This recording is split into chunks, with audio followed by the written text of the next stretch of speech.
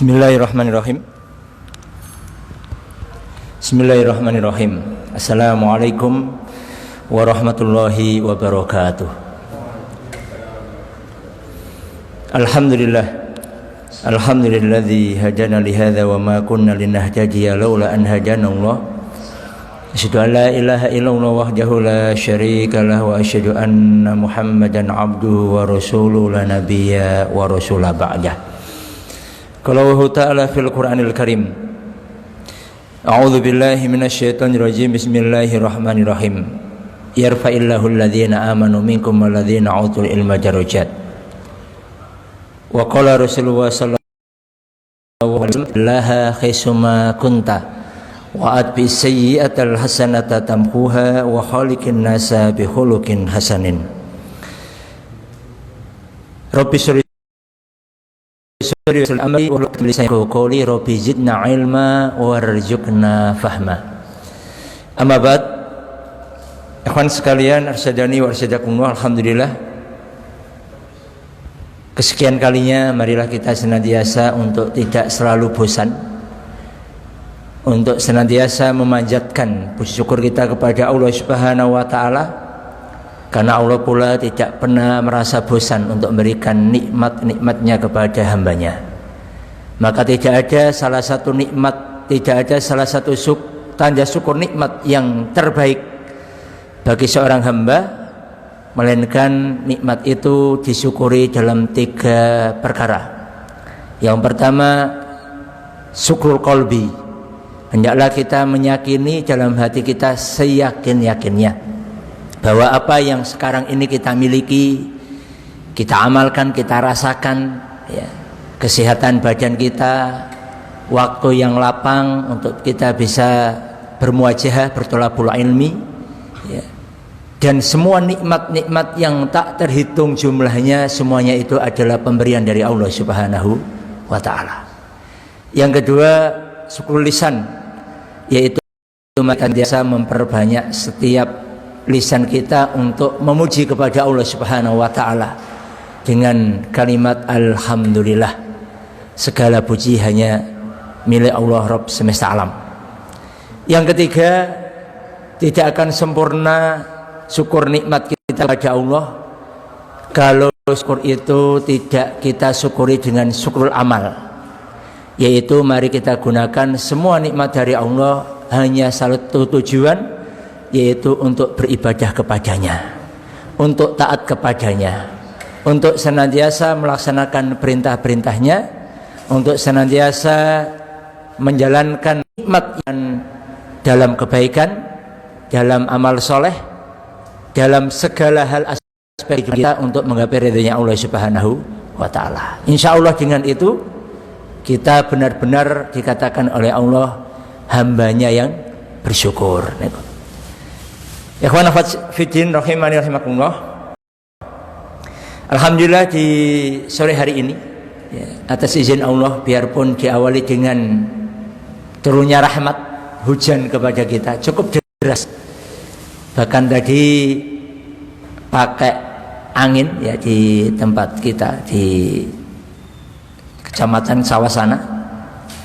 Di sini juga infonya pakai petir, ya, yang menjadikan agenda kita tertunda, mohon maaf, karena qadarullah, satu keadaan yang tidak kita bisa menghindar. Tapi alhamdulillah nikmat yang lainnya kita masih bisa dipertemukan oleh Allah Subhanahu wa ta'ala dalam majelis ilmu, dalam majelis zikir. Mudah-mudahan setiap apa yang kita alami, mungkin adanya kesulitan, ya, perjalanan yang cukup atau mungkin membahayakan, ini tidak mengurangi niat kita, tidak merusak ikhlas kita. Dan kita yakin dalam satu prinsip orang yang beriman itu apa? Al-jaza min jinsin amal. Balasan itu akan sebanding dengan amal. Semakin sulitnya kita melaksanakan salah satu perintah dari Allah Subhanahu wa ta'ala, maka sebanding pula jazak balasan yang Allah berikan kepada kita. Jadi tidak ada kata rugi, tidak ada kata rugi, yang ada hanya untung. Ini keberuntungan untuk kita bersama. Ikhwan akhwat rahimani rahimakumullah. Di kesempatan sore hari ini kita akan membahas satu tema untuk melanjutkan kajian kita perdana dulu, ya, tentang organisasi dari hati kita. Saya angkat dulu sebagai prolog, mukadimah, ya, pentingnya hati dalam kehidupan kita adalah perkara yang di dalamnya tidak luput menjadi modal terhadap prinsip bekal utama bagi setiap orang yang beriman. Ya, saya dulu menyampaikan hati itu tidak hanya sekedar rasa, tapi hati itu mencakup segala aspek, setidaknya 3 aspek pokok dalam diri seorang mukmin. Yang pertama, hati itu kaitannya tentang akidah kita. Yang kedua, hati itu juga menyangkut ibadah kita. Yang ketiga, hati itu juga berkaitan tentang muamalah kita. Maka barang siapa yang hatinya ini baik, insya Allah akidahnya baik, imannya baik, akidahnya lurus, imannya kuat, tidak menyimpang, tidak bengkok, ya, tidak tersesat. Ini. Begitu pula apabila hati kita sehat, hati kita baik, ibadah kita juga akan baik, ibadah kita akan benar, ibadah kita akan ikhlas, ya, tidak pantang dengan pujian, tidak mengharapkan, ya, pujian dari manusia, atau tidak mengharapkan, tidak ada sifat riak dalam ibadah kita, sum'ah, ujub, takabur dan sebagainya. Termasuk pula apabila kita, muamalah kita akan baik, sama kaum muslimin kita akan baik, omongan kita akan jujur, ya, suka menolong, memiliki sifat sabar, adil, ya, kemudian tanpa pamrih dan lain sebagainya. Itu semuanya berawal dari hati kita. Nah, peran penting hati itu, ya, tidak akan dibiarkan begitu saja oleh makhluk yang terkutuk, yaitu iblis dan bala tentaranya, ya, tidak akan dibiarkan. Apalagi kita faham Rasulullah SAW bersabda, ala wa inna fil jasadi mudghatan, ya, idza salakat sairu jasadu wa idza fasadat sairu jasadu, ala wa yalqab, ya. Sesungguhnya di dalam jasad manusia itu ada segumpal daging. Apabila segumpal daging itu sehat, baik, adil, maka jasadnya, maka anggota badannya akan sehat, akan adil, akan baik. Sebaliknya pula, apabila segumpal daging itu rusak, jahat, zalim, maka semua jasadnya pun akan ikut rusak, akan ikut zalim, akan ikut jahat, ya. Ini setan tahu hadis ini. Setan tahu hadis ini, ya, bahwa hati itu menjadi peran utama. Apabila baik, ya, penglihatannya baik, pendengarannya baik, tangannya baik, kakinya baik, ya, penglihatannya untuk melihat yang baik-baik, telinganya untuk mendengar hal-hal yang baik, tangannya untuk kebaikan, menolong orang lain, membantu orang lain, bersedekah, berinfak dan sebagainya. Kakinya digunakan untuk melangkah di tempat-tempat yang baik, ya, dan semua anggota badan yang lainnya akan juga baik. Namun sebaliknya, apabila segumpal daging itu rusak, pendengarannya juga rusak, suka mendengarkan aib orang lain, ngupingan, keponan, begitu pula penglihatannya melihat hal-hal yang tidak baik, yang diharamkan, tangannya juga tidak baik, suka berbuat zalim, merampas, memukul, ya, mencuri. Begitu pula kakinya akan melangkah ke tempat-tempat yang tidak baik. dan seluruh anggota badannya yang lainnya juga tidak akan baik. Dan segumpal daging itu adalah hati, ya. Segumpal daging itu adalah hati. Maka ikhwan-akhwat sekalian yang dimuliakan Allah Subhanahu wa taala, disinilah kemudian setan berusaha untuk apa? Merusak hati kita. Ya. Maka kemudian diterangkan oleh para salaf dalam kitab Tazkiyatun Nafas nika, diterangkan perumpamaan bahwa hati itu ibarat benteng. Ya. Sebagian lain mengatakan hati itu ibarat raja. Ya, kalau tadi kaitannya tentang jasad, ya. Kalau rajanya adil, bala tentaranya akan adil, akan baik. Apabila rajanya zalim, jahat, maka bala tentaranya juga akan jahat, akan zalim. Ini kok. Sebagian lain mengatakan merupakan bahwa hati itu ibarat benteng, ya. Yang mana benteng ini menjadi tameng utama sebuah bangunan, sebuah kerajaan, sebuah kekuasaan itu bisa terselamatkan dari serangan musuh. Ya. Semakin benteng itu kuat, maka semakin sulit pula musuh untuk menerjangnya, musuh untuk meruntuhkannya. Ini. Itulah hati kita. Maka satu prinsip yang kemudian menjadi perhatian kita itu dalam perkara apa? Sekuat-kuatnya benteng itu pasti ada celahnya. Sekuat-kuatnya benteng itu ada titik lemahnya. Maka dalam sejarah itu hampir tidak ada kemudian benteng yang tidak pernah diruntuhkan, ya. Ya. Sekuat-kuatnya benteng, ya. Kecuali benteng Takasi ya mungkin ya. Itu benteng-bentengan itu. Kalau kita melihat ya, terdahulu ya, kerajaan penguasa yang memiliki benteng itu, hampir benteng itu pasti ada waktunya akan dikuasai oleh musuh. Ini atau berganti kekuasaan. Ya. Begitu pula setan.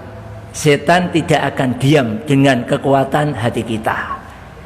Musuh tidak akan diam untuk meruntuhkan sebuah benteng kerajaan. Gimana caranya? Dibuat strateginya, dicari titik lemahnya, dicari celahnya. Di titik mana benteng ini lemah, disitulah dia akan terus dan terus untuk berusaha meruntuhkannya.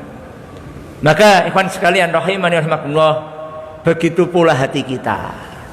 Ya. Begitu pula hati kita. Kalau hati kita ini ibarat benteng, sekuat-kuatnya hati kita, sekuat-kuatnya benteng hati kita, setan tidak akan diam dan tidak mau kalah.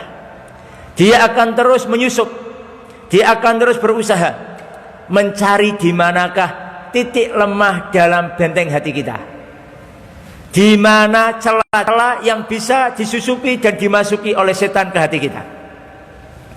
Itu setan tidak akan putus asa, ya, terus dan terus, tidak kenal waktu, tidak kenal tempat, bagaimana dia akan masuk ke dalam hati manusia. Kenapa? Karena dari jalan inilah kemudian hati manusia nanti, ya, ada pembagiannya, ya, ada hati sehat, ada hati sakit, ada hati mati. Ini jadi berawal dari sini, ya. Maka kemudian ini kita akan pelajari bersama, ya.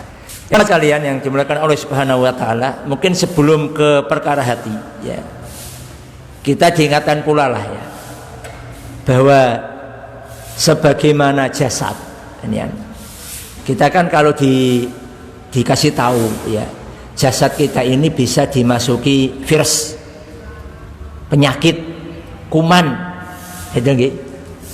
Terus apa yang kita lakukan? Kita tentunya protek, ya, hati-hati, khawatir, takut, sehingga kita lebih perhatian, lebih hati, ya, memakai masker, ya, kemudian jaga jarak dan lain sebagainya. Atau dalam hal yang lain, ya, dalam kita bermuamalah, kita bekerja, kita di tempat yang lainnya, terkadang kita khawatir, takut. Padahal pertanyaannya, namanya kuman, virus, ya, namanya penyakit, tidak akan diam untuk berusaha, ya, bagaimana caranya mereka bisa masuk ke jasad kita. Kan itu nggih. Kuman itu ya bicara nih. Dan kalau kita kemudian ditanya bagaimana cara kuman, virus, penyakit masuk ke tubuh kita, jawabannya banyak jalan, itu nggih. Banyak jalannya, banyak penyebabnya. Yang bisa kita simpulkan ada eksternalnya, ada internalnya. Ada yang dari luar, ya, dari luar penyakit yang masuk ke tubuh kita, ya, dari obat-obatan, ya, dari polusi udara, dari, ya, berbagai macam cara. Atau juga dari internal kita, pola hidup, pola makan, termasuk kakek pola, itu menjadikan, ya, jasad ini cepat rusak. Ya kakek pola tuh, ya. Kenapa? Ya, banyak minuman sing segar dia pilih Virtus, Ciu dan sebagainya, kakek pola tuh. Ya, apa nggak ada minuman yang lainnya yang lebih nikmat, lebih segar, ya. Sehingga rusaknya jasadnya menjadi rusak, ya. Kuman berbagai macam caranya, masuk lewat tangan kita, masuk lewat mulut kita, masuk lewat hidung kita, kan, berbagai macam cara. Nah itu terkadang kemudian kita perhatian banget,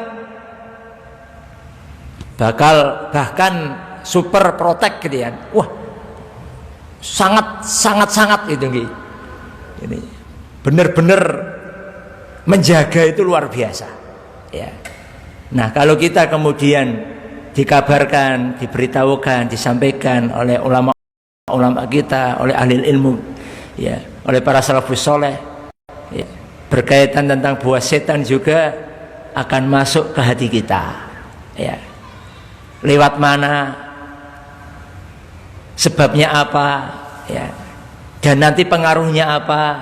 Kalau jasad menjadikan tubuh kita terasa nggak enak, pegal-pegal, nafsu makan tidak ada, ya, cepat capek, kadang muntah, ya, kadang banyak efek yang kemudian menjadi gejala sebelum jasad kita sakit. Ada gejalanya, ada tanda-tandanya. Wah, ini berarti awak ini sudah banyak virus, banyak kuman, banyak penyakit masuk tubuh kita. Kenapa? Kita merasakan efeknya. Nah, begitu pula hati ketika sudah dimasuki setan, itu ada efeknya, ada gejalanya, ada tanda-tandanya. Hanya saja kita kurang adil dalam perkara ini, ya. Kenapa? Dalam urusan jasad kita ini perhatian banget. Dalam urusan hati, bahasanya masak bodoh. Masak bodoh, kita nggak begitu amat lah, ya. Biasa, nggak khawatir. Bahkan gejalanya tampak, itu nggak ngefek, ya. Dia nggak kemudian merasa, wah ini hati saya sudah semakin sakit, hati saya kok, ya, ada gejala yang seperti ini, seperti itu. Nah, ini yang kemudian bisa menjadi satu muhasabah, ya, bisa menjadi muhasabah. Ya, kita masuk materi kita, jalan masuk setan ke dalam hati. Ya, ikhwan akhwat rahimanillah. Secara umum jalan setan masuk dalam hati bisa dikategorikan jalurnya yaitu satu, dosa. Secara umum dosa, ya. Semua dosa, semua maksiat itulah jalan setan merusak hati manusia. Kenapa? Karena kaidah dalam perkara iman itu kan al-imanu yajibu wa yanqus. Ya, iman itu memiliki sifat bagaimana? Yazid, apa itu yazid? Bertambah. Kemudian iman juga bisa berkurang. Kita rasakan itu. Iman itu sifatnya kadang naik, kadang turun, kadang semangat, kadang malas, kadang kuat, kadang lemah. Kapan iman kita naik, semangat kuat? Karena ketaatan kita kepada Allah. Kapan iman kita turun, lemah, ya, malas? Karena maksiat kita kepada Allah. Ini. Maka setiap kemaksiatan itu pasti berpengaruh kepada iman kita. Karena setan berhasil masuk merusak hati kita, sehingga yang dulunya semangat menjadi malas, yang dulunya rajin baca Quran, semangat mendatangi pengajian, taklim dan sebagainya, futur, malas, putus asa, ya, dan lain sebagainya. Nah, ini bertanda setan masuk ke dalam hati kita. Nah, penyebabnya apa? Sama, ada yang sifatnya eksternal dan internalnya. Ada yang dari faktor luar, ada yang justru faktor dari dalam diri kita. Ya, ya, ada dari luar, ada dari dalam. Ya. Dari sekian banyak dosa dan maksiat, kita tidak bisa kemudian membahas semuanya. Justru yang termaktub atau dijelaskan dalam kitab Tazkiyatun Nafs ini, justru dalam perkara-perkara yang sifatnya lembut, sifatnya itu apa namanya, lunak, jadi dosa-dosa yang enggak ekstrim. Jadi bukan minum khamar, berzina, judi, tidak itu, ya. Sebab dosa-dosa itu tentunya ahli maksiat yang memiliki itu. Tapi bagi ahli ibadah, ahlul ilmi itu, setan tidak akan menawarkan perkara itu. Bahasanya roh doyan. Setan punya cara untuk merusak hati bagi orang-orang yang dalam kategori mereka itu orang soleh, ahlul ilmi, ahlul ibadah, orang baik. Ya, kalau yang tanda kutip tidak baik, sudah ahli maksiat, ya setan jarke wae. Mereka lebih senang dengan perkara tadi, lebih apa namanya, lebih ampuh itu ya, berjudi, minum khamar, ya kan? Merampok, membunuh itu. Nah, kalau kita ini ditawari itu ora doyan. Ayo Mas minum khamar, enggak lah, ya. Berjudi, waduh mau berjudi, ya toh? Ini setan enggak akan nawari itu. Maka setan akan punya cara lain. Tadi kita punya titik lemah. Benteng itu punya titik lemah, punya celah yang akan dimasuki, dan setiap benteng itu beda orang, beda celahnya.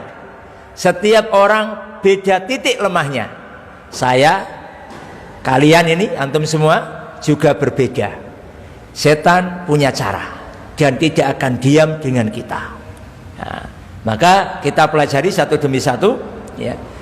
Jalan masuk setan yang pertama, yang kebanyakan masuk lewat eksternalnya, lewat luar itu apa? Dalam perkara syahwat. Apa itu syahwat? Segala kesenangan yang dicenderungi oleh nafsu. Ya. Nafsu itu yang mendorong. Ya, yang mendorong untuk bergerak, untuk melakukan, untuk bekerja. Ya. Terhadap syahwat-syahwat yang menyenangkan. Jadi ngapunten, syahwat tidak identik hanya dalam kategori syahwat kepada lawan jenis, ya. Karena Allah Subhanahu wa taala surah Ali Imran yang ayat yang ke-14, Allah berfirman, a'udzubillahi minasyaitonirrajim, yuyina linnasi hubbus syahawat, ya. Telah dijadikan indah, ya. Telah dijadikan tampak indah, ya. Jadi dihiasi itu, ya, dihiasi sedemikian rupa kepada manusia, hubbus syahwat, cenderung kepada syahwat, kesenangan. Istri-istri, wanita-wanita, ya, yang sudah punya istri, ada kalanya setan akan menggunakan cara lewat istrinya, ya, atau bisa juga lewat suaminya, sebaliknya, ya. Wal banin, anak-anak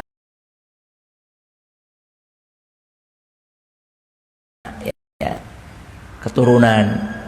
Wal qanatiril muqantarati minadz dzahabi wal fiddah, harta yang dikumpulkan dari emas dan perak, termasuk uang, termasuk investasinya, termasuk propertinya, termasuk semua yang dimilikinya dalam konteks harta. Wal khailul musawwamah, hewan tunggangan. Kalau kita kendaraan, ya, motor, mobil, termasuk tunggangan kuda dan sebagainya. Wal an'am, apa wal an'am? Hewan ternak, ya, punya sapi, punya kambing, punya ayam, ya, dan segala bentuk, ya, dari hewan ternak. Wal hars ini apa?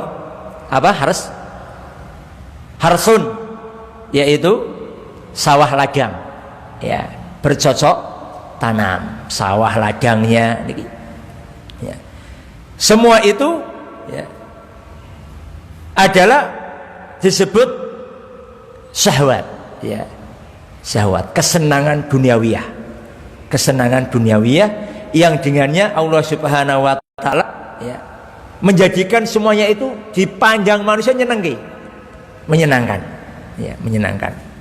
Maka Allah kemudian mengatakan dzalika mataul hayati dunia, itulah semua perkara kesenangan perhiasan dunia, wa wallahu indahu husnul ma'ab, ya, dan di sisi Allah tempat kembali yang baik, yaitu balasan yang baik berupa surganya Allah Subhanahu wa taala.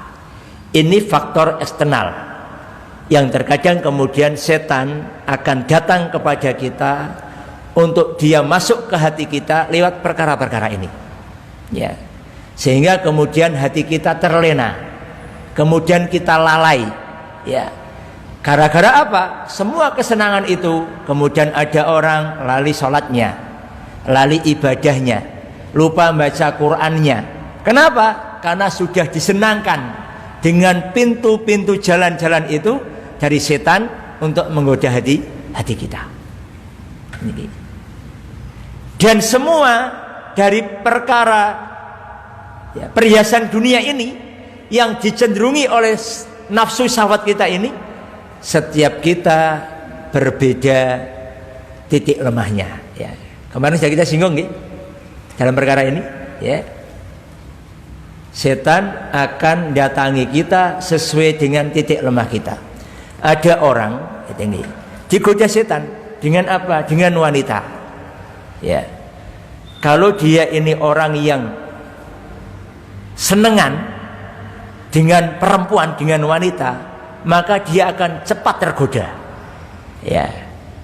Apakah dia sudah punya istri ataukah dia belum punya istri? Banyak orang punya istri pun kena fitnah dari lewat ini, jalan ini, sehingga dia selingkuh, ya. Kemudian dia berzina. Kenapa? Titik lemahnya di situ. Jadi kalau sudah ketemu wanita, perempuan, ini serai apa-apa, ya, nggak bisa apa-apa, langsung kelepek-kelepek gitu, ya, bahasanya, ya. Jadi sudah takluk, ya, hilang ilmunya, hilang akalnya. Itu banyak, ya, seperti itu. Sebagian orang tidak demikian, digoda lewat wanita, orang, ya, tidak, ya. Tidak sedikit pun godanya imannya. Kenapa? Kecenderungannya tidak itu. Setan tahu, oh, iki ngono, orang ini nggak doyan wanita ini, maka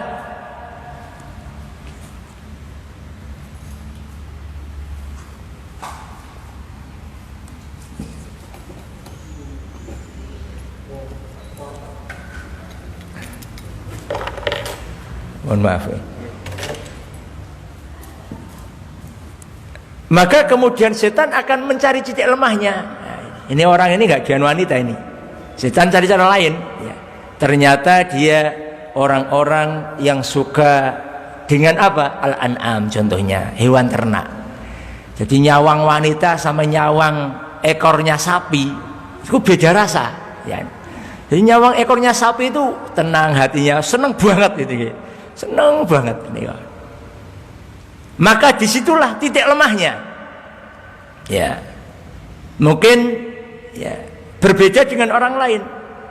Ada dengan ya ada orang itu, masya Allah ya, masih dalam perkara tadi hewan ternak itu. Pagi itu sudah merebus air itu.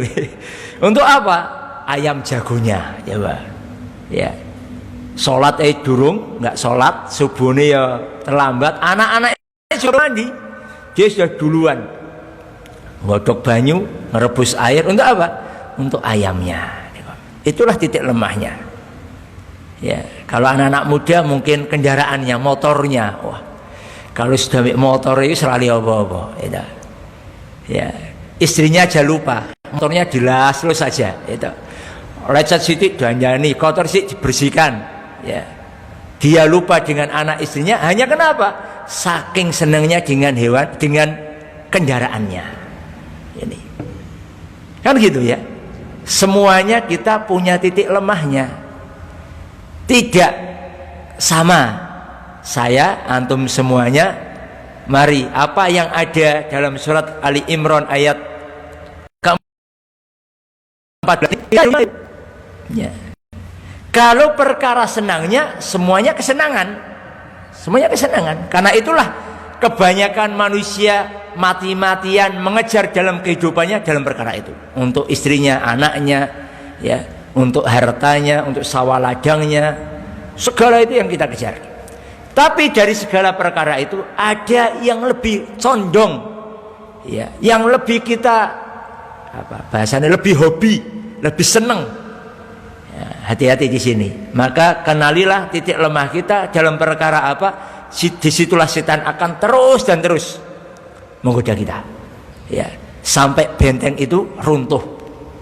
Ya, sampai benteng itu runtuh. Ini yang pertama. Yang kedua, tamak. Ya, tamak dalam perkara dunia ini masih sama ya. Masih ada kaitannya eksternalnya dan internalnya. Ada kaitannya dengan luar dan dalam kita. Ya, keserakahan, ya.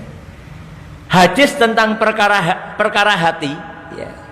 Sesungguhnya dalam jasad manusia ada segumpal daging. Itu kalau dalam hadis arba'in diawali dengan perkara innal halala bayyinun wa innal harama bayyinun wa ma bainahuma umurun mustabihat.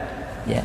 Yang halal telah jelas, yang haram telah jelas, yang tidak jelas namanya syubhat. Nah, hadis itu kemudian di akhirnya membahas tentang hati. Kenapa? Ternyata dalam perkara halal dan haram sangat erat kaitannya dengan perkara hati. Kenapa? Kolbun dalam perkara itu yang kemudian apabila baik semua jasanya baik, apabila rusak menjadikan semuanya rusak. Karena kolbun dalam makna, kalau dalam tazkiyah itu kan hati, kolbun itu. Tapi dalam perkara organ, kolbun itu jantung, ya, jantung.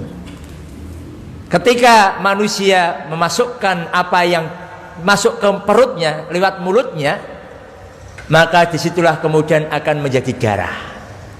Darah itu akan dipompa menyebar ke setiap pembuluh darah kita. Maka perhatikan apa yang masuk ke mulut kita dan sampai ke perut kita. Apabila halal, darahnya baik, ya, dipompa jantung baik dan akan menyebar ke pembuluh darah, setiap organ kita menjadi baik. Tapi apabila yang dimakan rusak, haram ataupun syubhat yang tidak jelas halal dan haramnya, ya, itu juga bisa menjadi darah yang rusak, yang haram, yang menyebar ke jasad kita dan menjadi buruk. Terkadang kita perlu nyontoh ya, bagaimana Allah itu melihat dengan real, memberikan gambaran kepada kita untuk bisa kita lihat dengan real. Lihatlah, jangankan manusia, hewan sajalah. Hewan itu kalau makanannya lihat kambing rumput seperti itu, ya, hewannya ya santai tinggi, nggak galak-galak men ya. Ya. Tapi kalau yang bertaring, ya, makannya bangkai dan sebagainya, lihat itu bagaimana sifatnya. Itu sudah contoh real. Hewan yang makanannya baik, dan hewan yang makanannya tidak baik, haram, najis, bangkai dan sebagainya. Lihat itu, apa yang terjadi setelahnya dalam sifatnya. Yang satu jinak, tenang, yang satunya buas. Maka disitulah ketika manusia tidak memperhatikan apa yang ia makan masuk ke dalam perutnya, maka hati-hatilah ya. Kalau tidak baik, kita akan hati kita buas. Hati kita buas. Ya, rusak hati kita, jahat hati kita. Tapi apabila yang dimakan baik, hati kita tenang. Jinak aja, jinak. Jadi kalau sudah hatinya jinak, tenang, nafsu itu tunduk. Nafsu itu tunduk, ya. Tidak amarah, tidak ambisi, tunduk, jak sholat, baca Quran sebagainya. Ini perkara yang kedua. Perkara yang ketiga, ya, ini masuk internal kita itu apa? Amarah, ya. Dan paling mudah masuk ke dalam hati seorang mukmin atau orang Islam atau diri kita ini dalam lewat amarah, ya. Semuanya yang jadi di sini pernah marah? Pernah. Ya, pernah. Kenapa? Amarah itu adalah fitrah.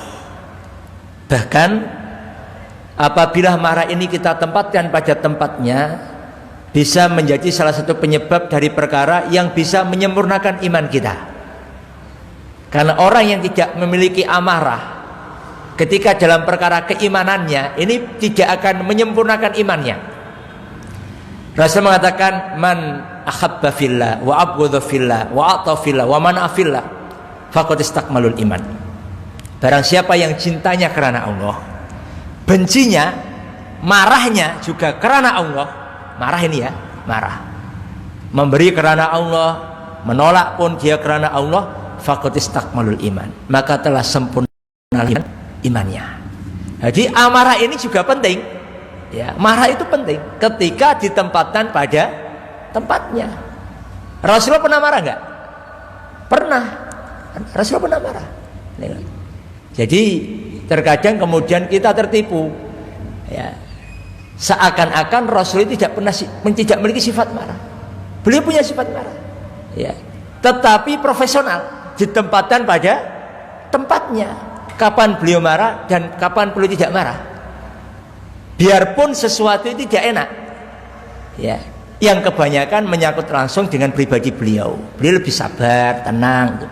Tapi kalau menyinggung tentang syariat, agama, aturan Allah dan Rasulnya, Rasul marah. Ini. Maka itu fitrah, sesuatu hal yang Allah berikan, yang bahkan bisa menjadi kesempurnaan dalam iman. Ya, ini penting. Tetapi amarah yang tidak terkendali, amarah yang tidak pada tempatnya, disitulah setan sangat mudah untuk masuk dalam hati manusia. Ini. Nah, jangan anggap remeh perkara ini, marah ini.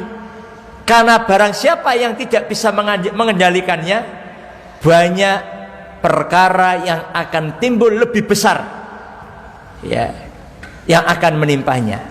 Ini. Banyak dosa-dosa yang akan timbul setelahnya. Maka hadis yang kemudian diajarkan oleh ustadz-ustadzahnya, ya, la taghdab walakal jannah. Enak banget ya hadisnya. Jadi kalau abinya mau marah, ustadznya mau marah, ustadz la taghdab walakal jannah. Waduh, jo marah, oh bagimu surga. Dan maka nih, marah ini bukan perkara biasa, ini penting ini ya. Penting sekali, bisa mendapatkan surga, bahkan bisa menjadikan kesempurnaan iman kita. Tapi barang siapa yang tidak bisa menempatkan hati-hati, ya, amarah ini, banyak pembunuhan gara-gara amarah, memutus tali silaturahmi gara-gara amarah, suami istrinya gara-gara amarah, ya. Bahkan banyak kasus terkena delik hukum, ya, dipidanakan dan sebagainya gara-gara tidak bisa menahan amarah. Ya, maka Rasulullah mengatakan laisa syadid bisur'ah, ya, innamas syadidul ladzi yamliku nafsahu indal ghadab. Ya. Diriwayatkan oleh Muslim. Bukanlah orang yang kuat itu adalah orang yang pandai bergulat. Oh, rumangsa sing kuat niku sing pinter gulat iki kata Rasulullah. Bukan itu, orang yang kuat itu bukan orang yang pandai bergulat. Orang yang kuat itu orang yang bisa menahan amarahnya ketika dia marah. Itu ya. Jadi jangan menganggap kita itu kuat. Kalau sisi nesu, sisi marah, wah, cemeng itu namanya ya. Ini orang itu nggak kuat ya. Yang kuat itu orang bisa menahan amarahnya. Maka kemudian Rasulullah memberikan solusi ya.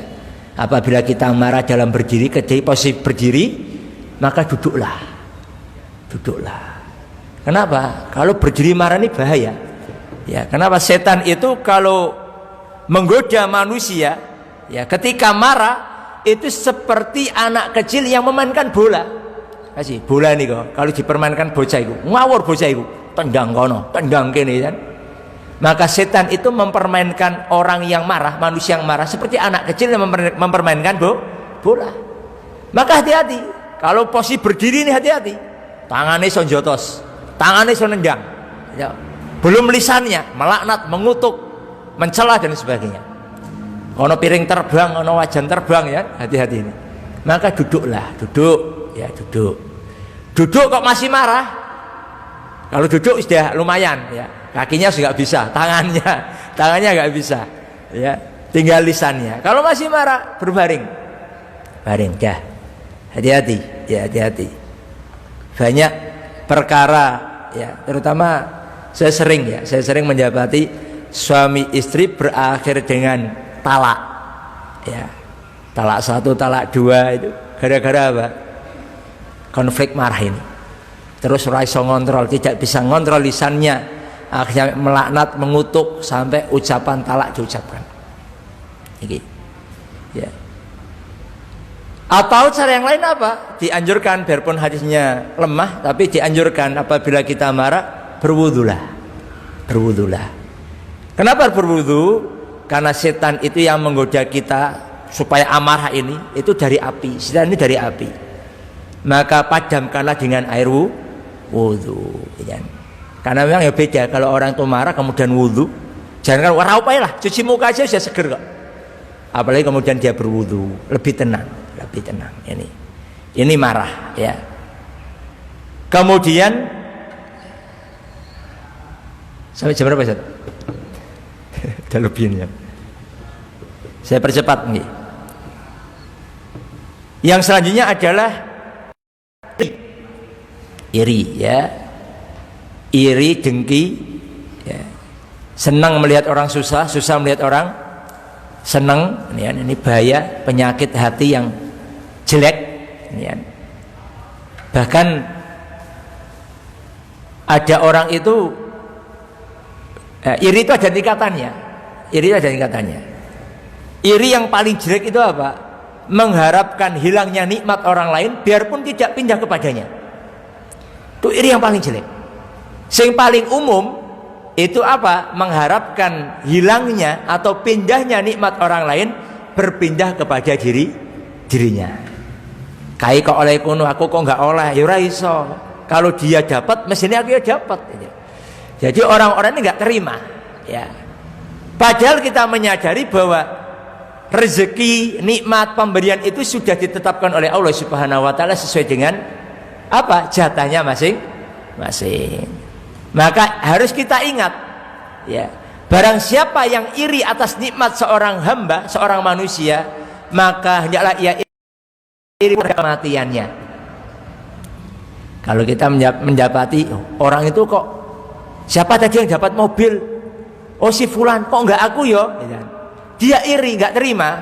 Orang yang punya sifat seperti ini, dia juga harus adil dalam perkara apa?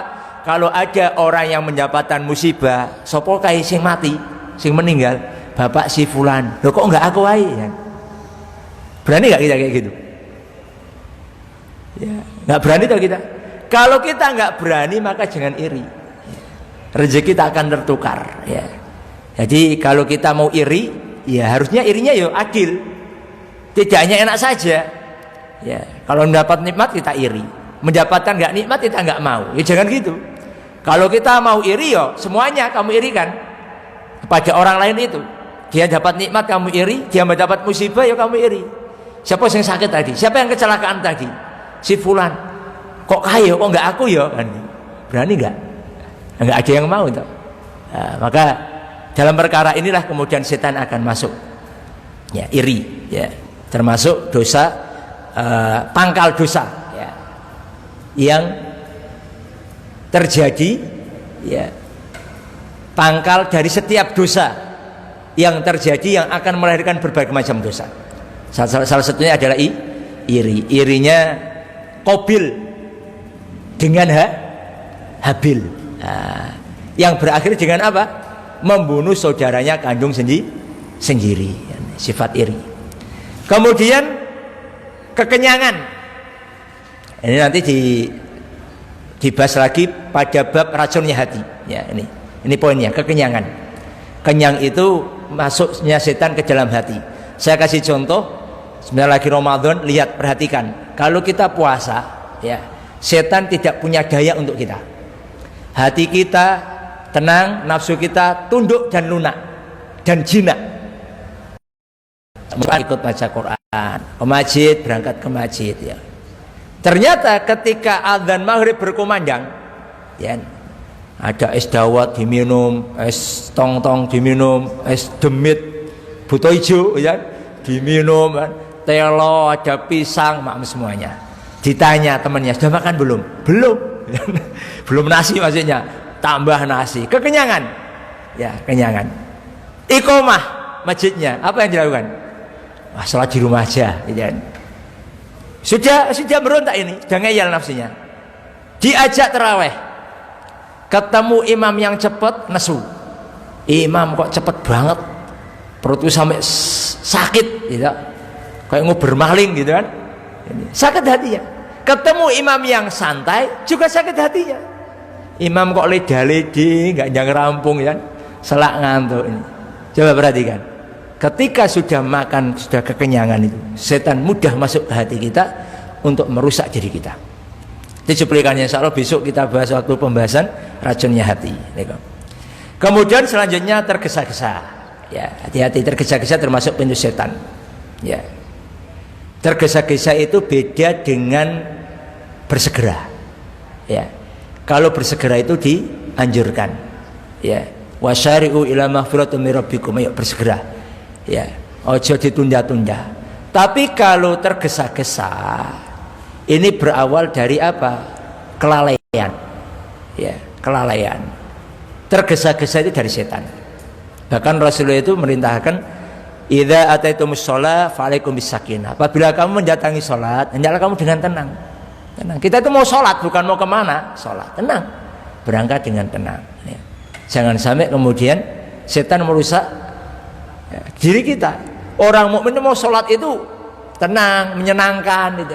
Bukan gusak-gusuk melayu rakaruan, keserempet sarungnya malah jungkel rakaruan, malah nggak baik nanti. Orang melihat sholat kok kayak gitu tuh orangnya. Jadi dengan tenang, dengan baik, dengan akhlak yang mulia. Satu contoh. Ya, dan ketergesa-gesaan ini dari setan. Hati-hati. Banyak orang mendapatkan keburukan karena berawal dari ketergesa-gesaan. Dan ketergesa-gesaan berakibat dari apa? Kelalaian, gampang ya, lalai, itu, nggak jang-jang kono, nggak jang-jang itu, ya baru waktunya sempit baru dia tergesa-gesa. Kemudian yang selanjutnya yaitu bakhil dan takut miskin. Ini juga pintu setan. Banyak orang enggan berinfak, bersedekah, berderma. Kenapa? Karena setan menakut-nakuti dirinya terhadap kefakiran. Asy-syaitanu ya'idukumul faqra wa ya'murukum bil fakhsya. Setan itu menakut-nakutimu dalam perkara kemiskinan dan menyuruh kamu berbuat kejahatan. Dan salah satu pintunya lewat situ. Ya. Kemiskinan, takut miskin, takut fakir. Kemudian selanjutnya yang terakhir yaitu apa? Termasuk sebelum terakhir ya. Berprasangka buruk, suudzon. Ya, hati-hati, suudzon, berprasangka buruk, ya.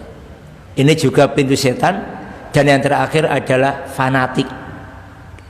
Fanatik terhadap satu madhab, satu golongan, satu kelompok, yang kemudian menjadikan dirinya merasa paling baik. Hati-hati ini. Paling mulia, paling bener dewe, paling nyunah. Ya, yang lainnya ahli bid'ah. Itu hati-hati. Ya, hati-hati gini. Ini juga termasuk salah satu pintunya setan. Sehingga kita merasa tadi ada perasaan merasa paling ana khairum minhu. Sapa iku? Ana khairum minhu. Iblis. Insyaallah. Wong ngaji kok malah jadi iblis. Punten ya. Ini perumpamaan aja ya. Hati-hati. Bukan itu, kita ngaji malah akhlak kita mulia. Bisa memberikan maklum kepada orang lain. Mungkin dia belum ngaji. Mungkin dia belum tahu. Nah, itu tugas kita. Kita pernah nggak mendakwahinya, mengajaknya? Nggak pernah. Kita hanya sukanya mencelanya, itu ya. Nah, ini juga pintu setan. Nah, teman-teman sekalian, ini waktunya sudah habis ya. Intinya gini, semua itu ya, dari sekian banyak setan punya cara masuk ke hati kita. Dan yang kita bahas itu adalah perkara-perkara yang kebanyakan bisa masuk ke hati orang mukmin, orang soleh, ahlul ilmi, ahlul ibadah. Itu semua. Ya, itu semua. Jadi perkaranya lembut-lembut tadi. Ya, lembut-lembut. Semuanya adalah perkara, bukan perkara yang dosa-dosa tampak tadi, serem, minum khamar, berzina, membunuh, merampas dan sebagainya. Tidak. Jadi lebih tadi iri ya. Terkadang iri itu masuk. Ya, iri melihat orang lain punya nikmat, kita ada perasaan iri. Kok enggak aku ya? Ya. Ini. Jadi kemudian marah, kita juga pernah punya sifat marah dengan teman kita, dengan keluarga kita. Jadi perkara-perkara itu semuanya kebanyakan akan masuk ke hati kita. Nah, cari di manakah titik lemah kita. Ya, mari bersama-sama, tidak teman kita yang kita carikan. Ini hati kita masing-masing. Jadi senangnya saya itu tazkiyatun nafs itu tidak sibuk dengan hatinya orang, dengan orang lain, sibuk dengan hati kita. Tadi yang kita pelajari itu, di manakah letak celah yang paling lemah di hati kita. Wah, aku di sini. Nah, maka kalau sudah ditemukan, jaga. Ya, benteng itu kalau sudah diketahui titik lemahnya, mestinya prajuritnya, tentaranya lebih banyak untuk jaga. Ya, jangan sampai nanti diterobos musuh. Jangan sampai diterobos setan, jaga. Di tempat mana kita lemah, di situ hati-hati. Ya, hati-hati, dijaga terus di situ. Ingatkan terus. Ini ikhwan-ikhwan sekalian yang kami muliakan, ya. Mudah-mudahan bermanfaat. Waktu kita terbatas, mohon maaf, dan apabila ada salah dan kurangnya mohon dimaafkan. Dan yang terpenting, mudah-mudahan kita bisa mengamalkan apa yang kita pelajari pada sore hari ini sehingga menjadi ilmu yang bermanfaat, saling mengingatkan, saling mengajak dalam kebaikan, dan senantiasa senang berkumpul, berkomunitas dengan orang-orang yang soleh, yang senantiasa menasihati dalam kebaikan, kebenaran dan kesabaran. Aku qouli hadza wa astaghfiruhu li wa lakum. Akhirul kalam. Assalamualaikum warahmatullahi wabarakatuh.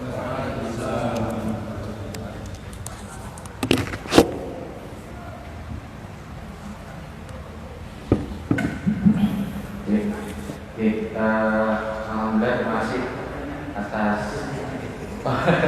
sekedar ya. Saya dari Ustaz Amir tentang ini ya, jalan masuk setan ke dalam hati kita. Jadi masing-masing monggo silakan dicek celah bentengnya masing-masing. Ada cerita menarik ya tentang benteng ya, tentang benteng. Teman-teman tahu tembok besar Cina ya, tembok besar Cina, pernah dengar ya?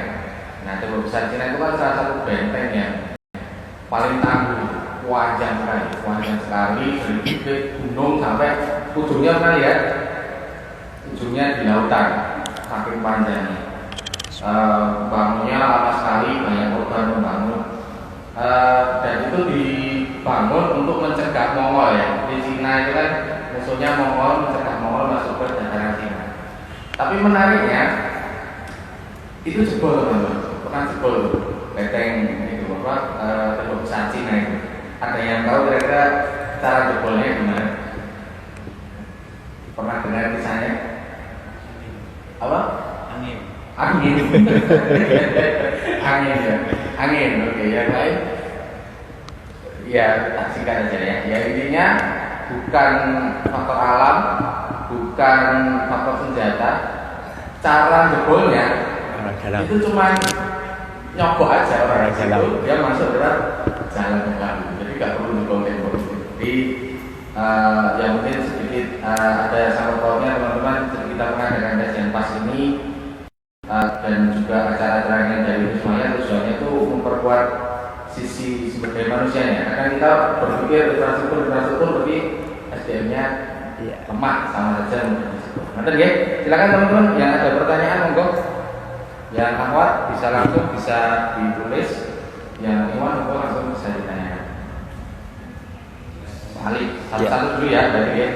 Pak Ali dulu, silahkan nanti yang belum bilang disambung di setelah ini ya saya ambil makan. Monggo Pak Ali. Iya. Dan jam ini. Jam 6. Ya. Oke, masih ada waktu. Ya, bagi-bagi waktu. Mau tanya. Oke, monggo Ustaz Talib. Gimana cara yang efektif ataupun cara yang mudah untuk membentengi diri kita supaya setan itu nggak mudah masuk ke hati kita? Iya. Satu ya, jangan. Bagaimana cara kita untuk membentengi hati kita supaya setan tidak masuk ke hati kita? Ini sebelumnya kajiannya belum masuk ke sini. Nanti ada kajiannya. Ya. Termasuk apa? Makanan gizi hati. Jadi ada hati ini harus dijaga. Dengan apa? Ya saya bisa sebut satu, jangan remehkan amalan yaumiyah. Amalan yaumiyah, ya. Qiraatul Quran, zikir pagi petang, itu ya. Salat malam, sholawat Nabi, zikir itu penting. Ba'da salat, zikir pagi dan petang itu penting. Ya. Atau disebut mungkin penjabarannya kemudian ada diistilahkan tombo hati itu kan. Nah itu memang demikian ya. Berteman dengan orang soleh ya itu membentengi. Kenapa? Ketika kita sendiri dengan kita berjamaah itu beda rasanya ya. Ketika kita tidak pernah kumpul dalam nasihat itu beda rasanya. Kalau kita ada nasihat setidaknya kita tahu, ingat ya, oh tadi saya dapat nasihat seperti ini, seperti itu. Sehingga setan ketika akan masuk ke hati kita ada filternya, ada saringnya, sehingga tidak langsung nembus ya. Ada remnya itu. Jangan dulu ya. Kita bisa merenung, kita bisa berpikir ini benar atau salah, ini baik atau tidak ini. Jadi itu yang terpenting, jaga amal yaumi ya. Amal yaumiyah dijaga, dirutinitaskan, tidak harus banyak tapi rutin. Itu yang terpenting, istiqomah di situ ya. Kita baca Quran rutin terus ya, kemudian zikir rutin ya, kemudian salat malam ya 2 rakaat sak witir raketani atau witir tok ya. Kalau kesulitan baca isya ya, salat ba'diyah, kemudian salat lagi sak rakaat, jagani witir yang tidak pernah ditinggal oleh Rasulullah, witir sama salat sunnah fajar. Jadi bertumbuh dengan orang soleh, banyak bersolawat, banyak istighfar, itu bentengnya ya. Kenapa saya tambah sedikit ini? Benteng ini gini, kita ini gak maksum itu ya, kita gak maksum. Maknanya apa? Pasti celah itu akan ditembus oleh setan. Kalau setan gak bisa tembus hati kita, kita akan menjadi orang maksum, gak pernah berbuat dosa. Tapi kita kan gak maksum. Maka dengan amalan-amalan tadi setidaknya apa? Kalau tahu nanti sampai kita tergoda, ada amalan penghapusnya. Dari keburukan kita akan dihapus dengan kebaikan kita. Dengan istighfar kita menghapus dosa-dosa kita ini. Seperti itu Ustaz Alif. Wa iyyakum wa a'lam bishawab.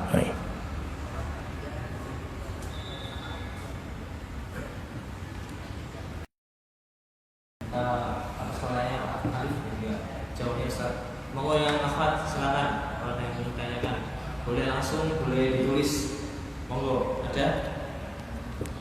Ya, ada. monggo. Monggo silakan.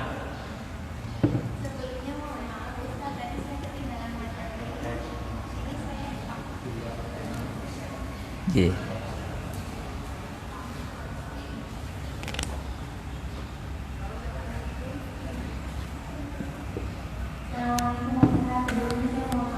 Nggih.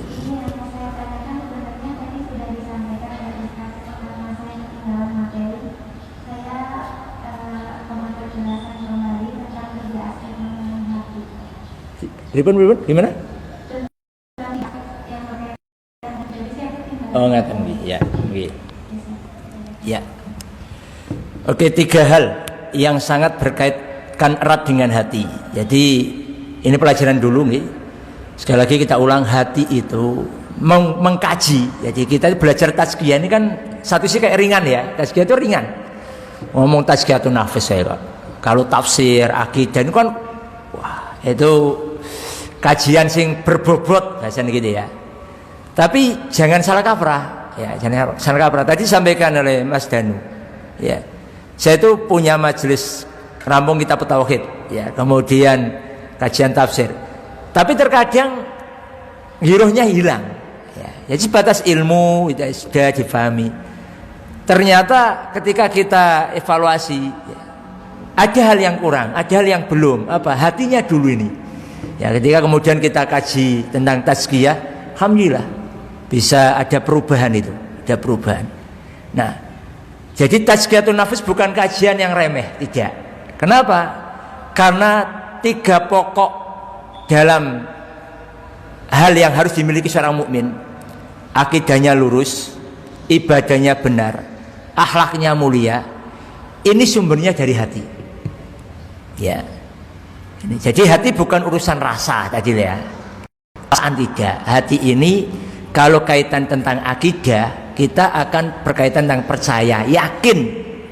Ya, yakin janji ya Allah. Itu hati itu. Ya.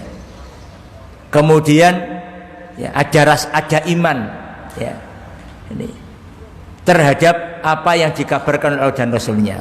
Dalam perkara ibadah, hati pembahasan pertama apa? Niat rukun ibadah satu niat, nah ini satu niat itu urusan hati. Maka kalau orang hatinya baik, ibadahnya benar ya. Dalam perkara muamalah, hati juga sangat berperan ya. Ada orang jujur, orang baik, suka menolong, itu juga bersumber dari hatinya yang baik. Jadi kajian hati ini kalau kita ya sungguh-sungguh, insya Allah jadi keilmuan kita yang lain tadi ya, akidah kita, iman kita, akhlak kita itu dengan sendiri nanti akan dikuatkan. Nih. Jadi tinggal bakoi, tinggal nguati. Sudah tahu ilmunya, tinggal nguati. Ini. Nah di situ. Jadi akidah salimah, ibadah sahihah, akhlakul karimah itu semuanya sangat erat kaitannya dengan hati. Ya, maka pentingnya kemudian kita belajar tentang hati. Demikian. Ini ada lagi? Iya, ya.